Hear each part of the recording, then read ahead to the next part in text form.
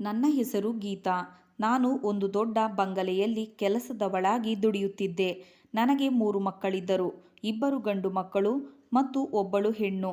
ಆದರೆ ನನ್ನ ಯಜಮಾನರ ಮನೆಯಲ್ಲಿ ನನ್ನ ಯಜಮಾನಿಗೆ ಮಕ್ಕಳಿರಲಿಲ್ಲ. ಅವರು ಮದುವೆಯಾಗಿ ಇಂದಿಗೆ 10 ವರ್ಷವಾಗಿತ್ತು. ಈ 10 ವರ್ಷಗಳಲ್ಲಿ ಅವರು ಮಕ್ಕಳಿಗಾಗಿ ಎಷ್ಟೆಲ್ಲ ಪ್ರಯತ್ನ ಮಾಡಿದ್ದರು. ದೊಡ್ಡ ದೊಡ್ಡ ಡಾಕ್ಟರ್ಗಳಿಗೆ ತೋರಿಸಿ ಚಿಕಿತ್ಸೆ ಪಡೆದರು.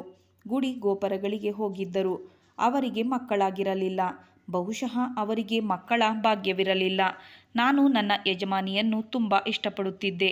ಯಜಮಾನಿಯದ್ದು ಲವ್ ಮ್ಯಾರೇಜ್ ಆಗಿತ್ತು. ತಮ್ಮ ಮದುವೆಯಾದ 1 ವರ್ಷದ ನಂತರ ಅವರು ನನ್ನನ್ನು ಕೆಲಸಕ್ಕೆ ಇಟ್ಟುಕೊಂಡಿದ್ದರು.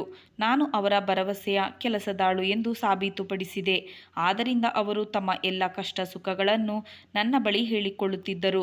ನನ್ನಿಂದ ಅವರ ದುಃಖವನ್ನು ನೋಡಲಾಗಲಿಲ್ಲ. ನನ್ನ ಮಾಲೀಕರಿಗೂ ಸಹ ಮಕ್ಕಳೆಂದರೆ ತುಂಬ ಇಷ್ಟವಾಗಿತ್ತು. ಏನಾದರೂ ಆಗಲಿ ಅವರಿಗೆ ಮಗು ಬೇಕಾಗಿತ್ತು.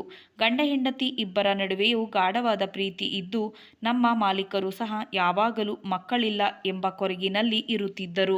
ಮತ್ತು ಅವರು ಹೇಳುತ್ತಿದ್ದರು, ನನಗೆ ನನ್ನ ಮಗುವೇ ಬೇಕು, ನನ್ನ ವಂಶವನ್ನು ಮುಂದುವರಿಸಿಕೊಂಡು ಹೋಗಬೇಕು. ಅವರ ಆಸ್ತಿಗೊಬ್ಬರು ವಾರಸುದಾರ ಬೇಕಾಗಿತ್ತು. ಮಗುವನ್ನು ದತ್ತು ತೆಗೆದುಕೊಳ್ಳಿ ಎಂದು ತುಂಬ ಜನ ಅವರಿಗೆ ಹೇಳಿದ್ದರು. ತನ್ನ ರಕ್ತವೇ ತಮ್ಮ ಮುಂದಿನ ವಾರಸುದಾರನಾಗಿರಬೇಕೆಂದು ತಮ್ಮ ಮಾಲೀಕರ ಇಚ್ಛೆಯಾಗಿತ್ತು. ನಮ್ಮ ಯಜಮಾನಿಯು ಮಕ್ಕಳಿಗಾಗಿ ಎಲ್ಲ ರೀತಿಯಿಂದಲೂ ಪ್ರಯತ್ನಿಸಿದರು. ಆದರೆ ಅವರು ಎಂದೂ ಗರ್ಭಧರಿಸಲಿಲ್ಲ. ಅದು ಸಾಧ್ಯವಾಗದ ಕಾರಣ ಕೈಚೆಲ್ಲಿ ಕುಳಿತಿದ್ದರು. ಯಜಮಾನರು ಹೇಳುತ್ತಿದ್ದರು, ಒಂದು ವೇಳೆ ನನಗೆ ವಾರಸುದಾರ ಹುಟ್ಟಿಲ್ಲ ಎಂದರೆ ನಾನು ಮತ್ತೊಂದು ಮದುವೆಯನ್ನು ಮಾಡಿಕೊಂಡು ಒಂದು ಗಂಡು ಸಂತಾನವನ್ನು ಪಡೆದುಕೊಳ್ಳುತ್ತೇನೆ ಎಂದು. ಆದರೆ ಯಜಮಾನಿಗೆ ಮಾಲೀಕರು ಇನ್ನೊಂದು ಮದುವೆಯಾಗುವುದು ಇಷ್ಟವಿರಲಿಲ್ಲ. ಮಾಲೀಕರಿಗೂ ಸಹ ಅದು ಇಷ್ಟವಿರಲಿಲ್ಲ. ಅದು ಅವರ ಅಸಹಾಯಕತೆಯಾಗಿತ್ತು. ಈ ವಿಷಯದಲ್ಲಿ ನಾನು ನಮ್ಮ ಯಜಮಾನರಿಗೂ ಸಹ ಒಂದು ಸಹಾಯವನ್ನು ಮಾಡಿದೆ. ಅವರನ್ನು ತಾಂತ್ರಿಕ ಬಾಬರಲ್ಲೂ ಸಹ ಕರೆದುಕೊಂಡು ಹೋಗಿದ್ದೆ. ಆದರೆ ಏನೂ ಪ್ರಯೋಜನವಾಗಲಿಲ್ಲ. ಈ ಬಾರಿ ಮಾಲೀಕರು ಇನ್ನೊಂದು ಮದುವೆ ಮಾಡಿಕೊಳ್ಳಲೇಬೇಕು ಎಂದು ನಿರ್ಧಾರ ಮಾಡಿದ್ದರು. ಇದನ್ನೆಲ್ಲ ಕೇಳಿ ಯಜಮಾನಿ ತುಂಬ ಅಳುತ್ತಿದ್ದಳು. ಯಜಮಾನಿಯು ಕಣ್ಣೀರು ಹಾಕುವುದನ್ನು ನೋಡಿ ಮಾಲೀಕರು ಮತ್ತೊಂದು ಮದುವೆಯಾಗುವುದನ್ನು ಕೈಬಿಟ್ಟರು. ಈ ಸಲ ಯಜಮಾನರು ನಿರ್ಧಾರ ಮಾಡಿಬಿಟ್ಟರು, 2ನೇ ಮದುವೆಯಾಗಲು. ಈ ವಿಷಯ ತಿಳಿದು ಯಜಮಾನಿಯು ತುಂಬ ಅಳುತ್ತಿದ್ದರು. ನಾನು ಅವರಿಗೆ ಹೇಳಿದೆ, ಅಮ್ಮವರೇ, ನೀವು ಟೆನ್ಷನ್ ಮಾಡಿಕೊಳ್ಳಬೇಡಿ. ಇಲ್ಲ ಗೀತಾ, ನಿನಗೆ ಗೊತ್ತಿಲ್ಲ, ನಾನು ನನ್ನ ಗಂಡನ 2ನೇ ಹೆಂಡತಿಯನ್ನು ಸಹಿಸಿಕೊಳ್ಳಲು ಸಾಧ್ಯವಿಲ್ಲ. ನಾನು ಇರುವಾಗಲೇ ಈ ಮನೆಯಲ್ಲಿ ನನಗೆ ಸವತಿ ಬರುವುದು ನನಗೆ ಇಷ್ಟವಿಲ್ಲ. ಏಕೆಂದರೆ ನಾನು ನನ್ನ ಗಂಡನನ್ನು ತುಂಬ ಪ್ರೀತಿಸುತ್ತೇನೆ ಎಂದು ಹೇಳುತ್ತಿದ್ದರು. ಹಾಗೆಲ್ಲ ಏನೂ ಇಲ್ಲ. ನಿಮ್ಮ ಪತಿ ನಿಮ್ಮನ್ನು ತುಂಬ ಪ್ರೀತಿಸುತ್ತಾರೆ. ಅವರು ಅಸಹಾಯಕರಾಗಿ ಹೀಗೆ ಮಾಡುತ್ತಿದ್ದಾರೆ ಎಂದು ಹೇಳಿದಾಗ ಯಜಮಾನಿ ಹೇಳಿದರು, ನಿನಗೆ ಗೊತ್ತಾ, ನನ್ನ ಗಂಡ ಇನ್ನೊಬ್ಬರಿಂದ ಮಗುವನ್ನು ಪಡೆದುಕೊಂಡರೆ ನನ್ನ ಮೇಲೆ ಅವರಿಗೆ ಇರುವ ಅಲ್ಪ ಸ್ವಲ್ಪ ಪ್ರೀತಿಯು ಕೊನೆಯಾಗಬಹುದು. ಏಕೆಂದರೆ ನನಗೆ ಮಕ್ಕಳಾಗಲಿಲ್ಲ ಎನ್ನುವ ಬೇಸರದಿಂದ ನನ್ನನ್ನು ಪ್ರೀತಿಸುವ ಬದಲಾಗಿ ಅವಳನ್ನು ಮತ್ತು ಅವಳ ಮಗುವನ್ನು ಹೆಚ್ಚಾಗಿ ಪ್ರೀತಿಸಬಹುದು. ಆಗ ಅವಳಿಗೆ ಹೆಚ್ಚು ಬೆಲೆ ನೀಡುವರು. ನನಗೆ 3 ಕಾಸಿನ ಮರ್ಯಾದೆ ಸಹ ಈ ಮನೆಯಲ್ಲಿ ಇರಲಾರದು. ಹೀಗಾಗುವುದು ನನಗೆ ಇಷ್ಟವಿಲ್ಲ. ಆದರೆ ನನ್ನ ಗಂಡ ಬೇರೆಯವರಿಂದ ಮಗುವನ್ನು ಪಡೆದುಕೊಳ್ಳುವುದಿಲ್ಲ. ಅವರ 2ನೇ ಹೆಂಡತಿ ಮನೆಗೆ ಬರಲೇಬಾರದು ಎಂದು ನಾನು ಬಯಸುತ್ತೇನೆ. ಈ ಏರಿಯಾದಲ್ಲಿ ನನಗೆ ಒಂದು ಮರ್ಯಾದೆ ಇದೆ. ನಾನು ಒಬ್ಬ ದೊಡ್ಡ ಬಿಸಿನೆಸ್ ಮ್ಯಾನ್ ಮಗಳು. ನಾನಂತೂ ತುಂಬ ಹಠ ಮಾಡಿ ನನ್ನ ಗಂಡನನ್ನು ಮದುವೆಯಾಗಿದ್ದೇನೆ. ನನ್ನ ತಂದೆ ತಾಯಿಗೆ ಈ ಮದುವೆ ಒಪ್ಪಿಗೆ ಇರಲಿಲ್ಲ. ಒಂದು ವೇಳೆ ಅವರಿಗೆ ಗೊತ್ತಾದರೆ ಇದು ನಿನ್ನ ತಪ್ಪಿನ ಪ್ರತಿಫಲ ಎಂದು ನನ್ನನ್ನು ದೂಷಿಸಬಹುದು. ಅವರಿಗೆ ನಾನು ಏನು ಹೇಳಲು ಸಾಧ್ಯವಿಲ್ಲ ಎಂದು ಹೇಳುತ್ತಾ ಯಜಮಾನಿಯು ಅತ್ತಿತ್ತ ಓಡಾಡುತ್ತಾ ಒಮ್ಮೆಲೆ ತಟ್ಟನೆ ನಿಂತುಬಿಟ್ಟರು. ನನ್ನ ಕಡೆ ವಿಚಿತ್ರವಾಗಿ ನೋಡತೊಡಗಿದರು. ನಾನು ಸಹ ಅವರನ್ನು ನೋಡುತ್ತಿದ್ದೆ. ಒಮ್ಮೆಲೆ ಇವರಿಗೆ ಏನಾಯಿತು ಎಂದು ನಾನು ಯೋಚಿಸುತ್ತಿದ್ದೆ. ಅವರು ನನ್ನನ್ನು ಏಕೆ ಹೀಗೆ ನೋಡುತ್ತಿದ್ದಾರೆ ಎಂದುಕೊಳ್ಳುತ್ತಿರುವಾಗ ಯಜಮಾನಿಯು ನನ್ನ ಬಳಿ ಬಂದು, ಗೀತಾ ಎಂದು ನನ್ನ ಕೈಯನ್ನು ಹಿಡಿದುಕೊಂಡರು. ನನ್ನ ಕಣ್ಣಲ್ಲಿ ಕಣ್ಣಿಟ್ಟು ನೋಡಿ, ನನಗಾಗಿ ಒಂದು ಕೆಲಸ ಮಾಡುವೆಯಾ ಎಂದು ಕೇಳಿದರು. ನಾನು ಆಶ್ಚರ್ಯದಿಂದ, ನಾನು ನಿಮ್ಮ ಕೆಲಸ ಯಾವಾಗಲೂ ಮಾಡಲು ತಯಾರಾಗಿದ್ದೇನೆ. ನೀವು ಅದನ್ನು ಕೇಳುವ ಅವಶ್ಯಕತೆಯೇ ಇಲ್ಲ. ಇದು ನನ್ನ ಕರ್ತವ್ಯ ಕೂಡ. ಆ ಕೆಲಸ ಏನೆಂದು ಹೇಳಿ ಎಂದು ಕೇಳಿದೆ. ಏನು ಕೆಲಸ ಮಾಡಬೇಕು? ಆಗ ಯಜಮಾನಿ, ನಾನು ನಿನಗೆ ಕೇಳುವ ಸಹಾಯ ನಿನಗೆ ಒಪ್ಪಿಗೆ ಇಲ್ಲದೆ ಇರಬಹುದು. ಆಗ ನಾನು ಅಂತಹ ಯಾವ ಸಹಾಯವಾಗಿರಬಹುದು ಎಂದು ಯೋಚಿಸಿದೆ. ಮತ್ತೆ ನಾನು ಅವರಿಗೆ ಕೇಳಿದೆ, ನಾನು ನಿಮಗೆ ಸಹಾಯ ಮಾಡಲು ನನ್ನ ಕೈಲಾದಷ್ಟು ಪ್ರಯತ್ನ ಮಾಡುತ್ತೇನೆ ಎಂದಾಗ ಯಜಮಾನಿಯು ಹೇಳಿದಳು, ಈಗ ನಾನು ಹೇಳುವ ವಿಷಯ ನಿನಗೆ ಕೇಳಲು ತುಂಬ ಕಷ್ಟವಾಗಬಹುದು. ನೀನು ಅದನ್ನು ತಿರಸ್ಕರಿಸಲೂಬಹುದು ಎಂದು ಹೇಳಿದರು. ನನಗೆ ಅವರ ಮಾತು ಕೇಳಿ ಈಗ ನಿಜವಾಗಲೂ ಆತಂಕವಾಗತೊಡಗಿತು. ಇವರು ಅಂತಹ ಯಾವ ಸಹಾಯವನ್ನು ನನ್ನಿಂದ ಅಪೇಕ್ಷೆ ಮಾಡುತ್ತಿದ್ದಾರೆ ಎಂದುಕೊಳ್ಳುತ್ತಿರುವಾಗ ಮುಂದೆ ಮಾತನಾಡಿದ ಅವರ ಮಾತುಗಳನ್ನು ಕೇಳಿ ಒಂದು ಕ್ಷಣ ನನ್ನ ಎದೆ ಜೋರಾಗಿ ಹೊಡೆದುಕೊಳ್ಳಲು ಶುರುವಾಯಿತು. ಅವರು ನನ್ನ ಮುಖದಲ್ಲಿ ಆದ ಬದಲಾವಣೆಯನ್ನು ನೋಡಿ ಹೇಳತೊಡಗಿದರು, ನನಗೆ ಗೊತ್ತಿತ್ತು ನೀನು ಇದಕ್ಕೆ ಒಪ್ಪಿಕೊಳ್ಳುವುದಿಲ್ಲವೆಂದು. ಏಕೆಂದರೆ ಇದು ತುಂಬ ಕಷ್ಟದ ಕೆಲಸ. ಯಾವ ಹೆಣ್ಣು ಸಹ ಈ ಕೆಲಸವನ್ನು ಅಷ್ಟೊಂದು ಸುಲಭವಾಗಿ ಒಪ್ಪಿಕೊಳ್ಳುವುದಿಲ್ಲ. ಆಗ ನಾನು ಹೇಳಿದೆ, ಅಮ್ಮವರೇ, ಇಷ್ಟು ದೊಡ್ಡ ಕೆಲಸ ನಾನು ಹೇಗೆ ಮಾಡಲು ಸಾಧ್ಯ? ಈ ಕೆಲಸದಿಂದ ನನಗೆಷ್ಟು ನಷ್ಟವೋ ಅದಕ್ಕಿಂತಲೂ ಹೆಚ್ಚು ಪಟ್ಟು ನಿಮಗೆ ನಷ್ಟವಾಗಬಹುದು. ಆದರೆ ನಾನು ನಿಮಗೆ ಸಹಾಯ ಮಾಡುತ್ತೇನೆ. ಆದರೂ ಸಹ ನಾನು ತುಂಬ ಯೋಚನೆಯಲ್ಲಿ ಮುಳುಗಿ ಹೋಗಿದ್ದೆ. ನನ್ನನ್ನು ನೋಡಿ ಯಜಮಾನಿ ಹೇಳಿದಳು, ನೀನು ನನಗೆ ಸಹಾಯ ಮಾಡುತ್ತೀಯಾ ಎಂದರೆ ಇದರ ಬದಲಾಗಿ ನಾನು ನಿನಗೆ 20 ಲಕ್ಷ ರೂಪಾಯಿ ಕೊಡುತ್ತೇನೆ. 20 ಲಕ್ಷದ ಬಗ್ಗೆ ಕೇಳಿ ನನ್ನ ಬಾಯಿಂದ ಮಾತೇ ಹೊರಡಲಿಲ್ಲ. ನನ್ನ ಜೀವನದಲ್ಲಿ ನಾನು ಇಷ್ಟೊಂದು ದೊಡ್ಡ ಮೊತ್ತದ ಹಣವನ್ನು ಎಂದಿಗೂ ನೋಡಿರಲಿಲ್ಲ. ನನ್ನ ಕಣ್ಣ ಮುಂದೆ 20 ಲಕ್ಷ ರೂಪಾಯಿ ನೋಟುಗಳು ಮೀರ ಮಿಂಚುವಂತೆ ಕಾಣುತ್ತಿದ್ದವು. ಏಕೆಂದರೆ ನಾನು ತುಂಬ ಬಡವಳಾಗಿದ್ದೆ. ನನ್ನ ಗಂಡನು ಬಡವನಾಗಿದ್ದ. ಅವರು ನನ್ನ ಮಕ್ಕಳ ಜೊತೆ ಹಳ್ಳಿಯಲ್ಲಿ ಇರುತ್ತಿದ್ದರು. ನಾನು ಇಲ್ಲಿ ಯಜಮಾನರ ಮನೆಯಲ್ಲಿ ಕೆಲಸ ಮಾಡುತ್ತಿದ್ದೆ. ನಾನು ಪ್ರತಿ ತಿಂಗಳು ಸಂಬಳವನ್ನು ನನ್ನ ಗಂಡ ಮಕ್ಕಳಿಗಾಗಿ ಕಳಿಸುತ್ತಿದ್ದೆ. ನಾನು ಯಾವಾಗ ಇಲ್ಲಿ ಕೆಲಸಕ್ಕೆ ಸೇರಿಕೊಂಡೆನೋ ಆವಾಗಿನಿಂದ ನನ್ನ ಗಂಡ ಕೆಲಸಕ್ಕೆ ಹೋಗುವುದನ್ನು ಸಹ ಬಿಟ್ಟಿದ್ದ. ಹಳ್ಳಿಯಲ್ಲಿ ಅವನು ಲಕ್ಷಗಟ್ಟಲೆ ಸಾಲ ಮಾಡಿಕೊಂಡಿದ್ದ. 3-4 ಲಕ್ಷ ಸಾಲವಿತ್ತು. ಈ 20 ಲಕ್ಷ ಹಣ ನಮಗೆ ಬಂದರೆ ಅದು ತುಂಬ ಉಪಯೋಗವಾಗುತ್ತಿತ್ತು. ಆದರೆ ನನ್ನ ಗಂಡ ಇದಕ್ಕೆ ಒಪ್ಪಿಕೊಳ್ಳುತ್ತಾನೋ ಇಲ್ಲವೋ ಎಂದು ಹೆದರಿಕೆ ಇತ್ತು. ನನಗಂತೂ ನಂಬಿಕೆ ಇತ್ತು. 20 ಲಕ್ಷ ರೂಪಾಯಿ ಎಂದ ತಕ್ಷಣ ನನ್ನ ಗಂಡ ಒಪ್ಪಿಕೊಳ್ಳಬಹುದು ಎಂದು ಯೋಚಿಸುತ್ತಲೇ ಯಜಮಾನಿ ಹೇಳಿದ ಕೆಲಸ ಮಾಡಲು ಮನಸ್ಸು ಗಟ್ಟಿ ಮಾಡಿಕೊಂಡೆ.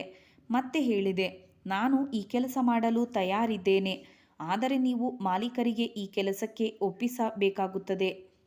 ಒಂದು ವೇಳೆ ಇದು ಹೊರಗಿನವರಿಗೆ ಗೊತ್ತಾದರೆ ನಿಮಗಂತೂ ಗೊತ್ತು ಜನ ಎಷ್ಟು ಕೆಟ್ಟದಾಗಿ ಮಾತನಾಡಿಕೊಳ್ಳಬಹುದು ಎಂದು.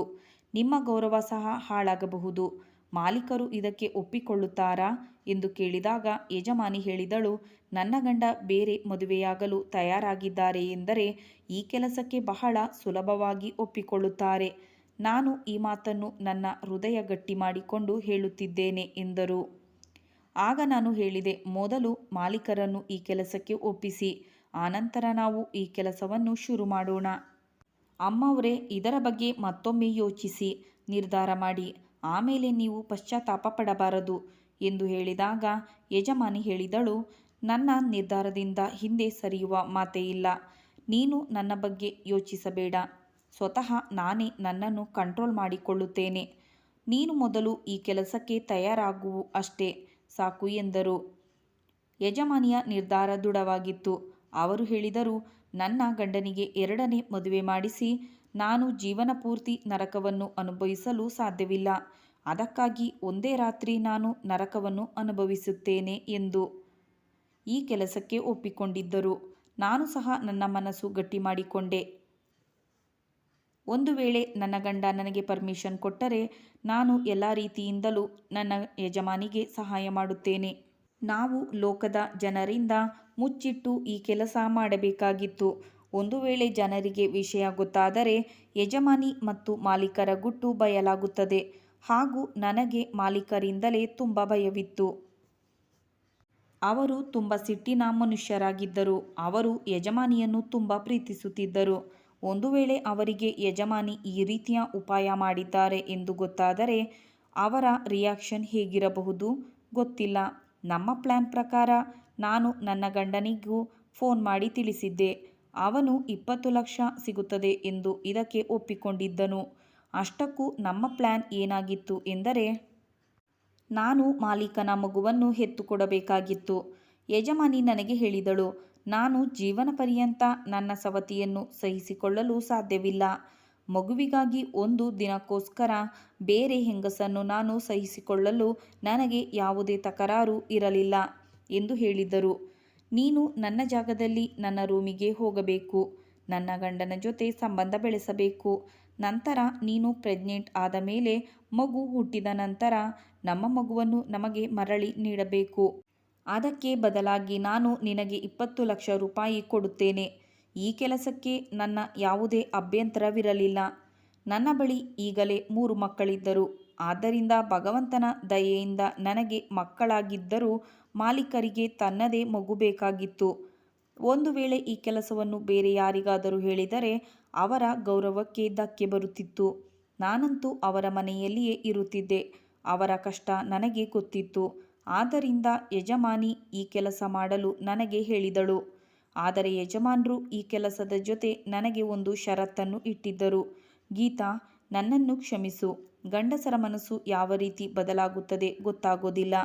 ಮಗು ಆದ ನಂತರ ನಿನ್ನ ಹಳ್ಳಿಗೆ ಹೋಗಿ ನಿನ್ನ ಗಂಡನ ಜೊತೆ ಅಲ್ಲಿ ಇದ್ದು ಬಿಡು. ಇದಾದ ಮೇಲೆ ನಾನು ನಿನ್ನನ್ನು ಮನೆ ಕೆಲಸಕ್ಕೆ ಇಟ್ಟುಕೊಳ್ಳುವುದಿಲ್ಲ. ನನಗೆ ಯಜಮಾನನ ಈ ಮಾತು ತುಂಬ ಕಠೋರವೆನಿಸಿತು. ನಾನು ಅವರಿಗೆ ಕೇಳಿದೆ, ಆಗ ನಾನು ಎಲ್ಲಿ ಕೆಲಸಕ್ಕೆ ಹೋಗಲಿ? ನನ್ನ ಮನೆಯನ್ನು ನಾನು ಹೇಗೆ ನಡೆಸಲಿ ಎಂದು ಕೇಳಿದಾಗ ಯಜಮಾನರು ಹೇಳಿದರು, 20 ಲಕ್ಷ ನಿನಗೆ ಸಿಕ್ಕ ಮೇಲೆ ನೀನು ಕೆಲಸ ಮಾಡುವ ಅವಶ್ಯಕತೆ ಇರುವುದಿಲ್ಲ. ಅದಾದ ಮೇಲೆ ನಿನಗೆ ಏನಾದರೂ ತೊಂದರೆಯಾದರೆ ನೀನು ನನಗೆ ಒಂದು ಫೋನ್ ಮಾಡಿ ತಿಳಿಸು. ನಾನು ನಿನಗೆ ಸಹಾಯ ಮಾಡುತ್ತೇನೆ. ಏಕೆಂದರೆ ಜೀವನ ಪರ್ಯಂತ ನಾನು ನೀನು ಮಾಡಿದ ಸಹಾಯವನ್ನು ಮರೆಯುವುದಿಲ್ಲ. ಒಮ್ಮೆಲೆ ಮಹಿಳೆ ಎಷ್ಟು ಅಸಹಾಯಕಳಾಗುತ್ತಾಳೆ ಎಂದರೆ ತನ್ನ ಅಸಹಾಯಕತೆಯಿಂದ ಮಾಡಬಾರದನ್ನು ಸಹ ಅವಳು ಮಾಡಬೇಕಾಗುತ್ತದೆ. ಯಜಮಾನಿ ನನ್ನನ್ನು ಅಪ್ಪಿಕೊಂಡು ಹೇಳಿದಳು, ನನಗೆ ನೀನು ನಿರಾಸೆ ಮಾಡಬೇಡ. ಯಾವ ಕಾರಣಕ್ಕಾಗಿ ನಿನ್ನನ್ನು ಕಳಿಸುತ್ತಿದ್ದೇನೆ, ಭಗವಂತನ ದಯೆಯಿಂದ ಅದು ನನಗೆ ಸಫಲವಾಗಲಿ. ನಾನು ನನ್ನ ಗಂಡ ಬೇರೆ ಬೇರೆ ಆಗದಿರಲಿ ಎಂದು ಹೇಳಿ ಯಜಮಾನಿ ನಿದ್ದೆ ಮಾತ್ರೆ ತಿಂದು ಮಲಗಲು ರೂಮಿಗೆ ಹೋದರು. ಯಜಮಾನಿಯು ಬಹುಶಃ ರಾತ್ರಿ ಮುಳ್ಳಿನ ಹಾಸಿಗೆ ಮೇಲೆ ಮಲಗಿದ್ದರು. ನಂತರ ನಾವು ಹೇಗೆ ಯೋಚಿಸಿದ್ದೆವೋ ಹಾಗೆ ಆಯಿತು. ನಮಗೆ ಬಹಳ ದಿನ ಕಾಯಬೇಕಾಗಿಲ್ಲ. ಮೊದಲ ತಿಂಗಳಿನಿಂದಲೇ ನನ್ನ ಆರೋಗ್ಯ ಕೆಡತೊಡಗಿತು. ಯಜಮಾನಿಯು ನನ್ನನ್ನು ಸಿಟಿಯ ಪ್ರಸಿದ್ಧ ಡಾಕ್ಟರಲ್ಲಿಗೆ ಕರೆದುಕೊಂಡು ಹೋದರು. ನನ್ನನ್ನು ಚೆಕಪ್ ಮಾಡಿದ ಡಾಕ್ಟರ್ ಇವರೀಗ ಗರ್ಭಿಣಿ ಎಂದು ಸಿಹಿ ಸುದ್ದಿಯನ್ನು ಹೇಳಿದರು. ಇದನ್ನು ಕೇಳಿ ಯಜಮಾನಿ ಮತ್ತು ಮಾಲೀಕರಿಬ್ಬರು ಖುಷಿಯಾದರು. ಯಜಮಾನಿಗಿಂತ ಹೆಚ್ಚು ನಮ್ಮ ಮಾಲೀಕರು ಖುಷಿಯಾಗಿದ್ದರು. ಅವರ ಖುಷಿಗೆ ಪಾರವೇ ಇರಲಿಲ್ಲ. ಈಗ ನನ್ನ ಕಣ್ಣ ಮುಂದೆ 20 ಲಕ್ಷಗಳಿದ್ದವು. ಅವರ ಕಣ್ಣ ಮುಂದೆ ಮಗು ಕುಣಿಯುತ್ತಿತ್ತು. ಅವರೀಗ ತಮ್ಮ ಸಂಬಂಧಿಕರೆಲ್ಲರಿಗೂ ಯಜಮಾನಿ ಪ್ರೆಗ್ನೆಂಟ್ ಆಗಿದ್ದಾಳೆ ಎಂಬ ಸುದ್ದಿಯನ್ನು ಹರಡಿಸಿದ್ದರು. ಆದರೆ ಯಾರಿಗೂ ಗೊತ್ತಿರಲಿಲ್ಲ ಈ ಮಗು ಯಜಮಾನಿಯ ಹೊಟ್ಟೆಯಲ್ಲಿ ಹುಟ್ಟುವ ಬದಲು ನನ್ನ ಹೊಟ್ಟೆಯಲ್ಲಿ ಹುಟ್ಟುತ್ತಿದೆ ಎಂದು. ಮಾಲೀಕರ ಸಂಬಂಧಿಕರಂತೂ ತುಂಬ ಖುಷಿಯಾಗಿದ್ದರು. ಮೊದಮೊದಲು ನನಗನಿಸಿತು ಇದೆಲ್ಲವೂ ಸಲೀಸಾಗಿ ನಡೆದು ಹೋಗುತ್ತದೆ ಎಂದು. ದಿನಗಳು ಉರುಳುತ್ತಿದ್ದಂತೆ ನನಗೆ ಒಂದು ರೀತಿಯ ಗಾಬರಿಯಾಗತೊಡಗಿತು. ನಾನಂತೂ ತುಂಬ ಚಿಂತೆಗೊಳಗಾಗಿದ್ದೆ. ಯಜಮಾನಿ ಮತ್ತು ಅವರ ಗಂಡ ಮಗುವಿನ ಬರುವಿಕೆಗೆ ಕಾಯ್ದು ಕುಳಿತಿದ್ದರು. ಅವರಿಬ್ಬರು ನನ್ನನ್ನು ಚೆನ್ನಾಗಿ ನೋಡಿಕೊಳ್ಳುತ್ತಿದ್ದರು. ನಾನು ಅವರ ಮನೆಯಲ್ಲಿ ಇರುವುದರಿಂದ ನಾನು ತುಂಬ ಖುಷಿಯಾಗಿದ್ದೆ. ನಾನು ಎಷ್ಟು ವರ್ಷಗಳಿಂದ ಅವರ ಸೇವೆಯನ್ನು ಮಾಡುತ್ತಿದ್ದೆ. ಈಗ ಅವರಿಬ್ಬರು ಗಂಡ ಹೆಂಡತಿ ನನ್ನ ಸೇವೆ ಮಾಡುತ್ತಿದ್ದರು. ನನ್ನನ್ನು ಯಜಮಾನಿಯವರು ಕೆಲಸಗಾರರಂತೆ ನನ್ನ ಸೇವೆಯನ್ನು ಮಾಡುತ್ತಿದ್ದರು. ಈಗ ಇನ್ನೊಂದು ಗಂಡಾಂತರ ನನಗೆ ಕಾದಿತ್ತು. ಯಜಮಾನಿಯು ಗರ್ಭಿಣಿ ಎಂದು ತಿಳಿದು ಅವರ ಸಂಬಂಧಿಕರೆಲ್ಲರೂ ಅವರನ್ನು ನೋಡಲು ಬರುತ್ತಿದ್ದರು. ಅವರೊಂದಿಗೆ ಏನೇನೋ ಪ್ರಶ್ನೆಗಳನ್ನು ಕೇಳುತ್ತಿದ್ದರು. ಯಜಮಾನಿ ಪ್ರೆಗ್ನೆಂಟ್ ಆಗಿರಲಿಲ್ಲ. ಹಾಗಾಗಿ ಅವರ ಬಳಿ ಉತ್ತರವಿರಲಿಲ್ಲ. ಇದರಿಂದ ಯಜಮಾನರು ಬೇಸತ್ತು ಇನ್ನು ಮುಂದೆ ಇಲ್ಲಿರುವುದು ಸಮಂಜಸವಲ್ಲವೆಂದು ಮತ್ತು ಇಲ್ಲಿದ್ದರೆ ಯಾರಾದರೂ ಬಂದು ಹೋಗುತ್ತಾ ಇರುತ್ತಾರೆ ಎಂದುಕೊಂಡರು. ಯಜಮಾನಿ ಪ್ರೆಗ್ನೆಂಟ್ ಎಂದು ಕೆಲವರಂತೂ ನಂಬಲೇ ಇಲ್ಲ. ಆಗ ಯಜಮಾನ ಹೇಳಿದರು, ಈ ವಿಷಯ ಜನರಿಗೆ ಗೊತ್ತಾಗದಿದ್ದರೆ ಸಾಕು. ಇಷ್ಟೆಲ್ಲ ಸಂಬಂಧಿಕರು ಬರುತ್ತಿದ್ದರಿಂದ ಯಜಮಾನಿ ಮತ್ತು ನನಗೆ ಇಬ್ಬರಿಗೂ ತುಂಬ ತೊಂದರೆಯಾಗುತ್ತಿತ್ತು. ಏಕೆಂದರೆ ಯಜಮಾನಿಗೆ ವಿಶ್ರಾಂತಿ ತೆಗೆದುಕೊಳ್ಳಬೇಕಾಗಿತ್ತು, ನಾನು ಕೆಲಸ ಮಾಡಬೇಕಾಗಿತ್ತು. ಆದ್ದರಿಂದ ನಾನು ಯಜಮಾನನಿಗೆ ಒಂದು ಸಲಹೆ ನೀಡಿದೆ. ನಾವು ಇನ್ನೊಂದು ಸಿಟಿಯಲ್ಲಿರುವ ಯಾವುದಾದರೂ ಒಂದು ನಿಮ್ಮ ರೆಸಾರ್ಟ್ಗೆ ಹೋಗಿ ಉಳಿದುಕೊಳ್ಳೋಣ. ಅಲ್ಲಿ ನಾವು ಆರಾಮವಾಗಿ ಕಾಲ ಕಳೆಯಬಹುದು. ಆಗ ಯಜಮಾನರು ಕೂಡ ನನ್ನ ಹೆಂಡತಿ ತವರಿಗೆ ಹೋಗಿದ್ದಾಳೆ ಎಂದು ಸಂಬಂಧಿಕರಿಗೆ ಹೇಳಬಹುದು. ರೆಸಾರ್ಟ್ನಲ್ಲಿ ಇರುವುದು ಯಾರಿಗೂ ಗೊತ್ತಾಗುವುದಿಲ್ಲ. ನಾವು ಉಳಿದ ಸಮಯವನ್ನು ಅಲ್ಲಿ ಆರಾಮವಾಗಿ ಕಳೆಯಬಹುದು ಎಂದು ಹೇಳಿದೆ. ಆಗ ಎಲ್ಲರಿಗೂ ಈ ಸಲಹೆ ಸರಿ ಅನಿಸಿತು. ಮಾಲೀಕರು ನಮ್ಮಿಬ್ಬರನ್ನು ರೆಸಾರ್ಟ್ಗೆ ಕರೆದುಕೊಂಡು ಹೋದರು. ಈ ರೆಸಾರ್ಟ್ನಲ್ಲಿ ಯಾರೂ ಇರಲಿಲ್ಲ. ಮಾಲೀಕರು ನಮ್ಮ ಜೊತೆ ಒಬ್ಬರು ಕೆಲಸದ ಆಳು ಮತ್ತು ಒಬ್ಬ ವಾಚ್ಮ್ಯಾನ್ ಅನ್ನು ಕಳಿಸಿಕೊಟ್ಟಿದ್ದರು. ಈಗ ನನಗಂತೂ ಕೆಲಸ ಮಾಡಲಾಗುತ್ತಿರಲಿಲ್ಲ. ಬಂಗಲೆಯಲ್ಲಿದ್ದಾಗ ಸಂಬಂಧಿಕರು ಬಂದರೆ ನಾನೇ ಎಲ್ಲ ಕೆಲಸವನ್ನು ಮಾಡಬೇಕಾಗುತ್ತದೆ. ಏಕೆಂದರೆ ನಮ್ಮ ಮೇಲೆ ಯಾರಿಗೂ ಡೌಟ್ ಬರಬಾರದೆಂದು ಹಾಗೆ ಮಾಡುತ್ತಿದ್ದೆ. ಆದರೆ ಇಲ್ಲಿ ನಮಗೆ ಅವಶ್ಯಕತೆ ಇರುವ ಎಲ್ಲ ವಸ್ತುಗಳನ್ನು ಮಾಲೀಕರು ವ್ಯವಸ್ಥೆ ಮಾಡಿದ್ದರು. ಇಲ್ಲಿ ನಾವು ತುಂಬ ಖುಷಿಯಿಂದ ಬದುಕುತ್ತಿದ್ದೆವು. ಯಜಮಾನರು ನಮ್ಮನ್ನು ಚೆನ್ನಾಗಿ ನೋಡಿಕೊಳ್ಳುತ್ತಿದ್ದರು. ದೇವರ ಇಚ್ಛೆಯು ಒಮ್ಮೆಲೆ ವಿಚಿತ್ರವಾಗಿರುತ್ತದೆ. ನಿನ್ನೆಯವರೆಗೆ ಅವಳು ಮಗುವಿಗಾಗಿ ದೇವರಲ್ಲಿ ಬೇಡುತ್ತಿದ್ದರು. ಇಂದು ಮಗುವಿಗಾಗಿ ನನ್ನನ್ನು ಬೇಡುತ್ತಿದ್ದಾರೆ. ನಾನು ಯೋಚಿಸಿದೆ, ಯಜಮಾನಿ ಮತ್ತು ಅವರ ಗಂಡ ಎಷ್ಟೊಂದು ಒಳ್ಳೆಯವರಾಗಿದ್ದಾರೆ. ಇವರಿಗೆ ದೇವರು ಯಾಕೆ ಹೀಗೆ ಮಾಡಿದನು? ಒಳ್ಳೆಯವರಿಗೆ ಒಳ್ಳೆಯದೇ ಆಗುವುದಿಲ್ಲ ಎಂದುಕೊಳ್ಳುತ್ತಿದ್ದೆ. ಹೀಗೆ ದಿನಗಳು ಉರುಳಿದವು. ತಿಂಗಳುಗಳು ಕಳೆದು ಈಗ ನನ್ನ ಹೊಟ್ಟೆಯಲ್ಲಿರುವ ಮಗು ನನಗೆ ಒದೆಯುತ್ತಿತ್ತು. ಮೊದಲ ಬಾರಿಗೆ ಅದು ಒದ್ದಾಗ ಅರ್ಧರಾತ್ರಿಯಲ್ಲಿ ನನಗೆ ಎಚ್ಚರವಾಯಿತು. ನಾನು ಎದ್ದು ಕುಳಿತುಕೊಂಡೆ. ಹಾಗೆ ನಾನು ಹೊಟ್ಟೆಯ ಮೇಲೆ ಕೈ ಇಟ್ಟುಕೊಂಡಾಗ ಹಾಗೆ ನನಗೆ ಒಂದು ರೀತಿಯ ಖುಷಿ ಅನುಭವವಾಯಿತು. ಆಗ ನನ್ನ ಮಗು ನನ್ನನ್ನು ಕರೆಯುತ್ತಿದೆ ಎಂದು ಅನಿಸುತ್ತಿತ್ತು. ನನ್ನೊಂದಿಗೆ ಹೇಳುತ್ತಿದ್ದೆ, ಅಮ್ಮ, ನಾನು ನಿನ್ನ ಮಗು, ನನ್ನನ್ನು ಬೇರೆಯವರಿಗೆ ಕೊಡಬೇಡ ಎಂದು ಮಗು ಹೇಳಿದ ಹಾಗೆ ಪ್ರತಿದಿನವೂ ಕನಸು ಬೀಳತೊಡಗಿತು. ನಾನು ಇದನ್ನು ಯೋಚಿಸಿಕೊಂಡು ರಾತ್ರಿ ಇಡೀ ಎಚ್ಚರವಾಗಿರುತ್ತಿದ್ದೆ. ನಾನು ನಿದ್ದೆಗೆಡುವುದರಿಂದ ನನಗೆ ತುಂಬ ವೀಕ್ನೆಸ್ ಆಯಿತು. ನನ್ನ ಮನಸ್ಸು ಕ್ರಮೇಣ ಬದಲಾಗತೊಡಗಿತು. ಈಗ ನನ್ನ ಮನ ಒಂದೇ ಅಲ್ಲ, ಅದರ ಜೊತೆಗೆ ನನ್ನ ನಿಯತ್ತು ಬದಲಾಗತೊಡಗಿತು. ಈಗ ನನ್ನ ಕಣ್ಣ ಮುಂದೆ ಇರುವ 20 ಲಕ್ಷ ಅದು ಶೂನ್ಯ ಎಂದೆನಿಸಿತು. 3 ಮಕ್ಕಳಾದ ಮೇಲೆ ನನಗೆ ಮತ್ತೆ ಮಗು ಬೇಕೆಂಬ ಅವಶ್ಯಕತೆ ಇರಲಿಲ್ಲ. ಈ 3 ಮಕ್ಕಳನ್ನು ಸಾಕಲು ನನಗೆ ಹಣದ ಅವಶ್ಯಕತೆ ತುಂಬ ಇತ್ತು. ಇಂದಿನ ದಿನಗಳಲ್ಲಿ ಹೆಚ್ಚು ಮಕ್ಕಳನ್ನು ಮಾಡಿಕೊಂಡು ಸಾಕಿ ಸಲಹಲು ತುಂಬ ಕಷ್ಟ. ಆದರೆ ನನ್ನ ಯೋಚನೆ ತಪ್ಪಾಗಿ ಸಾಬೀತಾಗಿತ್ತು. ಮೊದಲ ಮಗುವಿರಲಿ ಅಥವಾ ಕೊನೆಯದಾಗಿರಲಿ, ನನ್ನ ಮಗು ಎಂದರೆ ಅದು ನನ್ನ ಮಗುವೇ. ಒಂದು ದಿನ ಯಜಮಾನಿ ಮಾಲೀಕರೊಂದಿಗೆ ಹೇಳುತ್ತಿರುವುದನ್ನು ನಾನು ಕೇಳಿಸಿಕೊಂಡೆ. ಇವಳ ನಿಯತ್ತು ಬದಲಾಗದಿದ್ದರೆ ಸಾಕು ಎಂದು ಹೇಳುತ್ತಿದ್ದರು. ಆಗ ಮಾಲೀಕರು ಹೇಳಿದರು, ಹಾಗೆಲ್ಲ ಆಗುವುದಿಲ್ಲ. ಅವಳು ನಿಯತ್ತು ಬದಲಾಗುವುದಿಲ್ಲ. ಏಕೆಂದರೆ ಅವಳಿಗೆ ಮಕ್ಕಳಿದ್ದಾರೆ ಮತ್ತು ಅವಳಿಗೆ ಈಗ ಹಣದ ಅವಶ್ಯಕತೆ ಇದೆ. ನನ್ನ ಬಳಿ ಇಂಥ ಮಾತುಗಳಿಂದ ಪದೇ ಪದೇ ಸವಾಲನ್ನು ಎಸೆಯುತ್ತಿದ್ದರು. ಮಾಲೀಕರು ನನಗಾಗಿ ಹಣ್ಣುಗಳು ಮತ್ತು ಬೇಕಾದ ಇತರ ಎಲ್ಲ ಸಾಮಾನುಗಳನ್ನು ತರುತ್ತಿದ್ದರು. ಪ್ರತಿ ತಿಂಗಳು ಡಾಕ್ಟರ್ ನನ್ನನ್ನು ಚೆಕಪ್ ಮಾಡುತ್ತಿದ್ದರು. ಡಾಕ್ಟರ್ ನನ್ನ ಡೆಲಿವರಿ ಸಮಯವನ್ನು ಸಹ ಕೊಟ್ಟಿದ್ದರು. ಯಜಮಾನಿ ಇದನ್ನು ಮಾಲೀಕರಿಗೆ ತಿಳಿಸಿದಾಗ ಅವರು ತುಂಬ ಖುಷಿಪಟ್ಟರು. ಮಾಲೀಕರು ಯಜಮಾನಿಗೆ ನಮ್ಮ ಖರ್ಚಿಗಾಗಿ ತುಂಬ ಹಣವನ್ನು ನೀಡಿದರು. ಯಜಮಾನರಿಗೆ ಹೇಳಿದರು, ನಾಳೆ ನಾವು ಹಾಸ್ಪಿಟಲ್ಗೆ ಹೋಗಬೇಕು, ಏಕೆಂದರೆ ಡಾಕ್ಟರ್ ಕೊಟ್ಟ ಡೆಲಿವರಿ ಡೇಟ್ ಬಂದಿದೆ. ಅವತ್ತಿನ ದಿನ ಬಂದಿತು. ಇನ್ನು 3 ಗಂಟೆಯೊಳಗೆ ನನ್ನ ಆಪರೇಷನ್ ನಡೆಯಬೇಕಿತ್ತು. ಈಗ ನನಗೆ ಹೆದರಿಕೆಯಾಗುತ್ತಿತ್ತು ಮತ್ತು ನಾನು ಮನದಲ್ಲಿ ಯೋಚಿಸಿದೆ, ಇದು ನನ್ನ ಮಗು, ನಾನು ಬೇರೆ ಯಾರಿಗೂ ಕೊಡಲು ಸಾಧ್ಯವಿಲ್ಲ. ನಾನು 20 ಲಕ್ಷಕ್ಕಾಗಿ ನನ್ನ ಮಗುವನ್ನು ಬೇರೆಯವರಿಗೆ ನೀಡಲಾರೆ. ಈ ಮಗುವಿನ ಅಪ್ಪ ದೊಡ್ಡ ಮಾಲೀಕರು ಇರಬಹುದು, ಆದರೆ ಮಗುವಿಗೆ ಜನ್ಮ ನೀಡುವ ಅಮ್ಮ ನಾನೇ ಆಗಿದ್ದೆ. ಮಗುವಿನ ಮೇಲೆ ತಂದೆಗಿಂತಲೂ ಹೆಚ್ಚು ಮಮತೆಯು ತಾಯಿಗೆ ಇರುತ್ತೆ. ಅಷ್ಟಕ್ಕೂ ನಾನು 9 ತಿಂಗಳು ಮಗುವನ್ನು ಹೊತ್ತು ಹೆತ್ತ ನಂತರ ಅದನ್ನು ಬೇರೆ ತಾಯಿಗೆ ಹೇಗೆ ಕೊಡುವುದು? ನನ್ನ ಶರೀರದ ಭಾಗವನ್ನು ನಾನು ಬೇರೆಯವರಿಗೆ ಕೊಡಲು ಹೇಗೆ ಸಾಧ್ಯ? 20 ಲಕ್ಷವೇನು, 50 ಕೋಟಿ ಕೊಟ್ಟರೂ ನಾನು ಈ ಮಗುವನ್ನು ಬೇರೆಯವರಿಗೆ ಒಪ್ಪಿಸಲಾರೆ ಎಂದು ನಿರ್ಧರಿಸಿದೆ. ನಾನು ನನ್ನ ಎಲ್ಲ ಸಾಮಾನುಗಳನ್ನು ಪ್ಯಾಕ್ ಮಾಡಿಕೊಂಡು ಕದ್ದು ಮುಚ್ಚಿ ಅಲ್ಲಿಂದ ಹೊರಟು ಬಂದಿದ್ದೆ.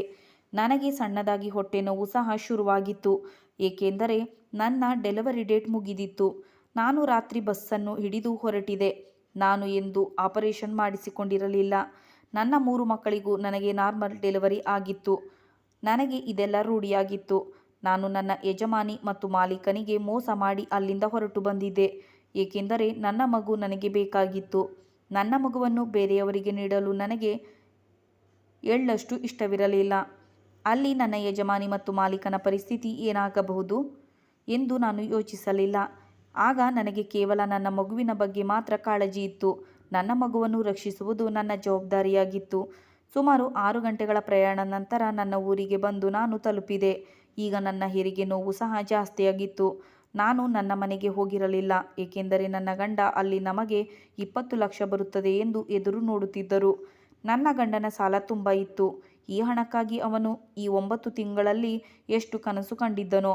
ಒಂದು ವೇಳೆ ನಾನು ಅವನ ಬಳಿ ಹೋದರೆ ಅವನು ಅವಶ್ಯಕವಾಗಿ ನನ್ನನ್ನು ಪುನಃ ನನ್ನ ಯಜಮಾನಿಯ ಬಳಿ ಕಳಿಸುತ್ತಿದ್ದ. ತನ್ನ ಗಂಡನಿಗೆ ನನಗಿಂತ ಮತ್ತು ನನ್ನ ಮಕ್ಕಳಿಗಿಂತ ಆ ಹಣದ ಮೇಲೆ ತುಂಬ ವ್ಯಾಮೋಹವಿತ್ತು. ನಾನು ತಕ್ಷಣ ಹಳ್ಳಿಯಲ್ಲಿ ಹೆರಿಗೆ ಮಾಡಿಸುವ ಕಮಲಮ್ಮನವರ ಮನೆಗೆ ತೆರಳಿದೆ. ನನ್ನ ಎಲ್ಲ ಮಕ್ಕಳಿಗೂ ಅವರೇ ಹೆರಿಗೆ ಮಾಡಿಸಿದರು. ನಾನು ಜೋರು ಜೋರಾಗಿ ಕಮಲಮ್ಮನ ಮನೆಯ ಬಾಗಿಲನ್ನು ತಟ್ಟತೊಡಗಿದೆ. ರಾತ್ರಿ ಸುಮಾರು 1 ಗಂಟೆ ಸಮಯ. ಅಲ್ಲಿಗೆ ನಾನು ತಲುಪಿದಾಗ ಈ ಹೆರಿಗೆ ಮಾಡಿಸುವ ಕಮಲಮ್ಮ ಪೇಷಂಟ್ಗಳು ಯಾವಾಗ ಮನೆಗೆ ಬಂದರೂ ಅವರನ್ನು ನಿಭಾಯಿಸುವ ಸಾಮರ್ಥ್ಯ ಇತ್ತು. ಅವರು ನನ್ನನ್ನು ನೋಡುತ್ತಲೇ ಆಶ್ಚರ್ಯಚಕಿತರಾಗಿ ಹೇಳಿದರು, ಈ ಬಾರಿ ನೀನು ಶುರುವಿನಲ್ಲಿ ಪ್ರೆಗ್ನೆಂಟ್ ಇದ್ದಾಗ ಏಕೆ ಬರಲಿಲ್ಲ? ನಿನ್ನ ಹಿಂದಿನ ಮಕ್ಕಳೆಲ್ಲ ಈಗ ದೊಡ್ಡವರಾಗಿದ್ದಾರೆ. ತುಂಬ ದಿನಗಳಾದ ಮೇಲೆ ಮತ್ತೊಂದು ಮಗುವಿಗಾಗಿ ಏಕೆ ಯೋಚಿಸಿದೆ ಎಂದಾಗ ನಾನು ಹೇಳಿದೆ, ಬಹುಶಃ ಇದು ಭಗವಂತನ ಇಚ್ಛೆ ಇರಬಹುದು ಎಂದು ಹೇಳಿ ಸುಮ್ಮನಾದೆ. ಅವಳು ಇನ್ನೂ ಮಾತನಾಡುತ್ತಿದ್ದಳು. ಆಗ ನಾನು ಹೇಳಿದೆ, ಹೆಚ್ಚು ಮಾತನಾಡಲು ಸಮಯವಿಲ್ಲ. ನನಗೆ ತುಂಬ ನೋವಾಗುತ್ತಿದೆ. ನನ್ನ ಹೆರಿಗೆ ಸಮಯ ಅವಧಿ ಮುಗಿದು ಹೋಗಿದೆ. ಆದ್ದರಿಂದ ನಾನು ನಿಮ್ಮ ಬಳಿ ಬಂದಿದ್ದೇನೆ. ಬೇಗ ನನ್ನ ಮಗು ಸುರಕ್ಷಿತವಾಗಿರುವಂತೆ ಹೆರಿಗೆ ಮಾಡಿಸಿ ಎಂದು ಕೇಳಿಕೊಂಡೆ. ಈಗ ನನ್ನ ಹೆರಿಗೆಯನ್ನು ಕಮಲಮ್ಮ ಮಾಡತೊಡಗಿದರು. ಸುಮಾರು 1 ಗಂಟೆಯ ಪ್ರಯತ್ನದ ನಂತರ ನನ್ನ ಮಗು ಈ ಲೋಕಕ್ಕೆ ಬಂದಿತು. ನನ್ನ ಖುಷಿಗೆ ಪಾರವೇ ಇರಲಿಲ್ಲ. ನಾನು ಬೇಗ ಈ ಮಗುವನ್ನು ಎತ್ತಿಕೊಂಡು ಎಲ್ಲಾದರೂ ಹೋಗಬೇಕು ಎಂದುಕೊಂಡೆ. ಯಾರಿಗೂ ತಿಳಿಯದ ಹಾಗೆ ಹೇಗೋ ಇಲ್ಲಿಂದ ಮಾಯವಾಗುತ್ತೇನೆ. ಹೇಗಾದರೂ ಸರಿ, ಏನಾದರೂ ಸರಿ, ನಾನು ಈ ಮಗುವನ್ನು ಮಾತ್ರ ನನ್ನ ಯಜಮಾನಿಗೆ ಕೊಡುವುದಿಲ್ಲ. ನನ್ನ ಇಡೀ ಜೀವನದುದ್ದಕ್ಕೂ ಸಹಾಯ ಮಾಡಿದ ಯಜಮಾನಿಗೆ ದ್ರೋಹ ಬಗೆಯುತ್ತಿದ್ದೇನೆ ಎಂದು ನನಗೆ ಅನ್ನಿಸಲಿಲ್ಲ. ನಾನು ಅವರ ಮನೆ ಉಪ್ಪು ತಿಂದು ಬದುಕುತ್ತಿದ್ದೆ. ಅವರ ಮನೆಯಲ್ಲಿ ಉಳಿಯಲು ಜಾಗ, ಊಟ, ಬಟ್ಟೆ ಎಲ್ಲವನ್ನೂ ನೀಡಿದ್ದರು. ಅವರು ಇದನ್ನೆಲ್ಲ ನನಗೆ ನೀಡದಿದ್ದರೆ ನಮ್ಮ ಬಳಿ ತಿನ್ನಲು ಏನೂ ಉಳಿಯುತ್ತಿರಲಿಲ್ಲ. ನಾನು ಯಜಮಾನಿಯ ಯಾವ ಒಳ್ಳೆಯ ಮಾತುಗಳನ್ನಾಗಲಿ ನೆನಪಿಡಲಿಲ್ಲ. ಅವರಿಬ್ಬರಿಗೆ ಮಗುವಿನ ಆಸೆ ತೋರಿಸಿ ಅವರಿಂದ ಅವರ ಮಗುವಿನ ಕನಸನ್ನು ಕಿತ್ತುಕೊಂಡಿದ್ದೆ. ಅವರ ಆಸೆಗಳು ಈಡೇರುವ ಸಂದರ್ಭದಲ್ಲಿ ಅದನ್ನು ಈಡೇರಿಸದೆ ಅಲ್ಲಿಂದ ಓಡಿ ಬಂದಿದ್ದೆ. ಅವರ ಭಾವನೆಗಳು ಸಹ ನನಗೆ ಅರ್ಥವಾಗಿರಲಿಲ್ಲ. ಮಗು ಹುಟ್ಟಿದ 2-3 ಗಂಟೆಯೊಳಗೆ ಆರಾಮ್ ತೆಗೆದುಕೊಂಡು ನಾನು ಅಲ್ಲಿಂದ ಬಹುದೂರ ಹೊರಟು ಹೋಗಿದ್ದೆ. ತುಂಬ ಕಡಿಮೆ ಜನ ಇರುವ ಒಂದು ಚಿಕ್ಕ ಹಳ್ಳಿಯಲ್ಲಿ ಒಂದು ಹಳೆಯ ಚಿಕ್ಕ ಗುಡಿಸಲಿನಲ್ಲಿ ನನ್ನ ಹೊಸ ಜೀವನವನ್ನು ಪ್ರಾರಂಭಿಸಿದೆ. ಅಲ್ಲಿ ನನ್ನ ಮಗುವಿನ ಪಾಲನೆ ಪೋಷಣೆಯನ್ನು ಶುರು ಮಾಡಿದೆ. ಬಹುಶಃ ನನ್ನ ಗಂಡ, ಯಜಮಾನಿ ಮತ್ತು ಮಾಲೀಕರು ನನ್ನನ್ನು ತುಂಬ ಹುಡುಕಿರಬಹುದು. ನಾನು ಅಲ್ಲಿಯ ಹಳ್ಳಿಯ ಜನರ ಮನೆಯಲ್ಲಿ ಕೆಲಸ ಮಾಡಲು ಶುರು ಮಾಡಿದೆ. ಕಡಿಮೆ ಸಂಬಳದಲ್ಲಿ ನನ್ನ ಮಗುವನ್ನು ಸಾಕುತ್ತಿದ್ದೆ. ಆದರೆ ನಾನು ಮಾಡಿದ ಪಾಪಕ್ಕೆ ನನಗೆ ಸರಿಯಾದ ಶಿಕ್ಷೆ ಆಗಿತ್ತು. ನಾನು ಇಬ್ಬರು ಪತಿ-ಪತ್ನಿಯರನ್ನು ತುಂಬ ನೋಯಿಸಿದೆ. ಒಂದು ದಿನ ನನ್ನ ಆರೋಗ್ಯ ಸಂಪೂರ್ಣವಾಗಿ ಹದಗೆಟ್ಟಿತು. ಆಗ ಊರಿನ ಜನರು ನನ್ನನ್ನು ವಿಧವೆ ಎಂದು ತಿಳಿದು ಊರಿನ ಸರ್ಕಾರಿ ಆಸ್ಪತ್ರೆಯಲ್ಲಿ ನನ್ನನ್ನು ಅಡ್ಮಿಟ್ ಮಾಡಿದರು. ಆಗ ನನಗೆ ಚೆಕಪ್ ಮಾಡಿದ ಡಾಕ್ಟರ್, ನಿಮಗೆ ಕ್ಯಾನ್ಸರ್ ಇದೆ ಎಂದು ತಿಳಿಸಿದರು. ಯಾವತ್ತು ನನ್ನ ಸಾವು ಬರುತ್ತದೆ ನನಗಂತೂ ಗೊತ್ತಿರಲಿಲ್ಲ. ಆಗ ನಾನು ನನ್ನ ಜೀವನದ ನೆನಪುಗಳನ್ನು ಜೀವಂತವಾಗಿಡಲು ಒಂದು ಡೈರಿಯನ್ನು ಬರೆಯಲು ಪ್ರಾರಂಭ ಮಾಡಿದೆ. ಏಕೆಂದರೆ ಯಾವ ತಪ್ಪನ್ನು ನಾನು ಮಾಡಿದ್ದೆನೋ ಮುಂದೆ ಯಾರೂ ಆ ತಪ್ಪನ್ನು ಮಾಡದೇ ಇರಲಿ ಎಂದು ನಾನು ಯೋಚಿಸಿದೆ.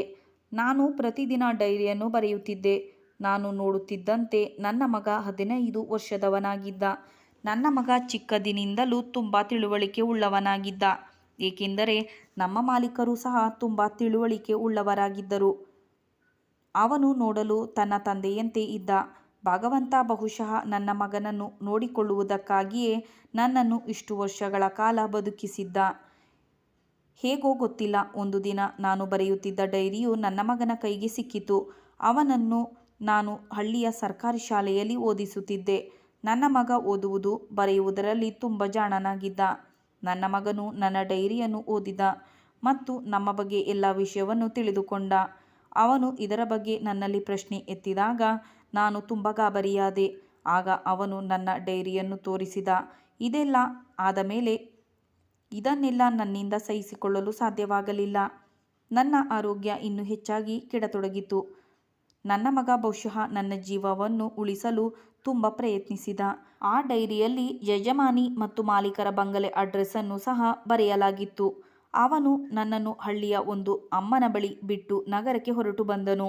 ಆದರೆ ನಾನು ಅವನಿಗೆ ಹೋಗಬೇಡ ಎಂದು ಹೇಳಿದೆ. ಆದರೆ ನನ್ನ ಮಗ ನನ್ನ ಯಾವುದೇ ಮಾತುಗಳನ್ನು ಕೇಳಲಿಲ್ಲ. ನಗರಕ್ಕೆ ಹೋಗಿ ಎಲ್ಲ ವಿಷಯವನ್ನು ಯಜಮಾನಿ ಮತ್ತು ಮಾಲೀಕರಿಗೆ ವಿವರಿಸಿದ. ಅವರಿಬ್ಬರಿಗೂ ತುಂಬ ಕೋಪ ಬಂದಿತು ಮತ್ತು ಈ ಹುಡುಗ ಸುಳ್ಳು ಹೇಳುತ್ತಿದ್ದಾನೆ ಎಂದುಕೊಂಡರು. ಆದರೆ ಹುಡುಗನ ಮುಖವನ್ನು ಸರಿಯಾಗಿ ನೋಡಿದಾಗ ಅವರು ಸಹ ಚಕಿತರಾಗಿದ್ದರು. ಮಾಲೀಕರ ಕುತ್ತಿಗೆಯಲ್ಲಿ ಒಂದು ಚಿಕ್ಕ ಮಚ್ಚೆ ಇತ್ತು. ಅದು ಈ ಹುಡುಗನ ಗಲ್ಲದ ಮೇಲೂ ಸಹ ಇತ್ತು. ಇದಲ್ಲದೆ ಅವನ ಪರ್ಸನಾಲಿಟಿಯನ್ನು ನೋಡಿದಾಗ ಇವನು ಮಾಲೀಕರ ಮಗ ಎಂದು ಎಂಥವರಿಗೂ ಅರ್ಥವಾಗುತ್ತಿತ್ತು. ಮಾಲೀಕ ಮತ್ತು ಯಜಮಾನಿಗೆ ಇವರು ತಮ್ಮ ಮಗನೆಂದು ಈಗ ಅರ್ಥವಾಗಿತ್ತು.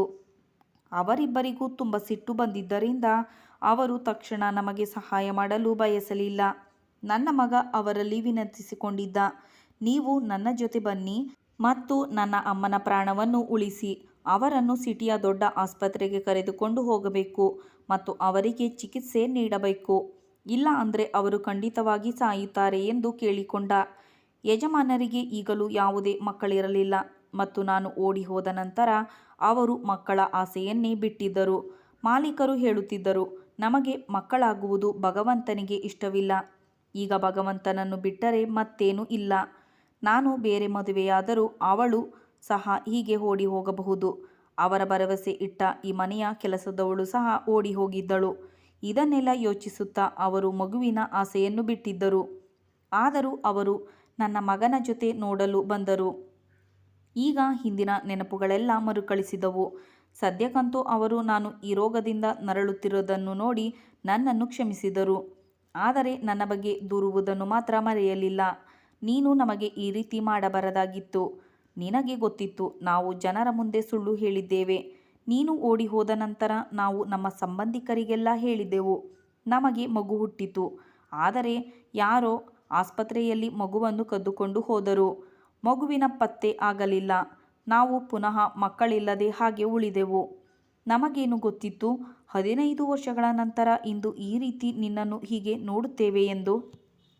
ನಾನು ಅವರಿಬ್ಬರ ಮುಂದೆ ನನ್ನ 2 ಕೈ ಜೋಡಿಸಿ ಕ್ಷಮೆ ಕೇಳಿದೆ.